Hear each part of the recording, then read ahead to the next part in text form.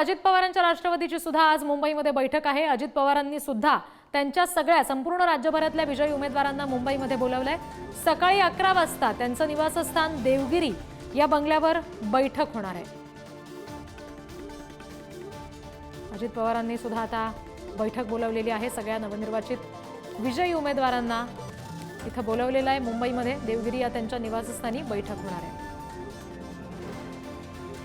प्रतिनिधी शिल्पा नरोडे यांच्याकडून आपण आणखी तपशील घेणार आहोत। शिल्पा, अजित पवार यांच्या निवासस्थानी ही बैठक होती असं समजतंय। साधारण किती वाजता ही बैठक सुरू होईल आणि कोण कोण उपस्थित असेल?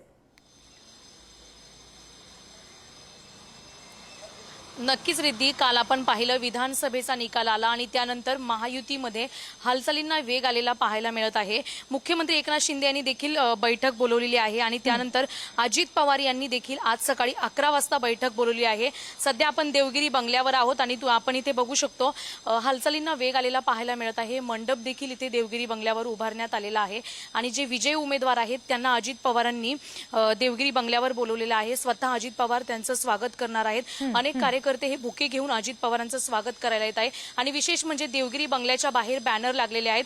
आपण हा बॅनर दाखवू शकतो। या बॅनरवर लिहिलेलं आहे भावी मुख्यमंत्री महाराष्ट्र राज्याचे लाडके नेते माननीय अजितदादा पवार साहेब। भावी मुख्यमंत्री म्हणून देवगिरी बंगल्याच्या बाहेर हे बॅनर लागलेले आहेत। त्यामुळे महायुतीमध्ये मुख्यमंत्री पदावर होणाऱ्या बैठकीदरम्यान नेमका काय निर्णय होतोय हे पाहणं उत्सुकतेचं असेल। पुढचा तपशील तुमच्याकडून घेऊ। तुर्तास धन्यवाद दिलेल्या माहितीसाठी शिल्पा।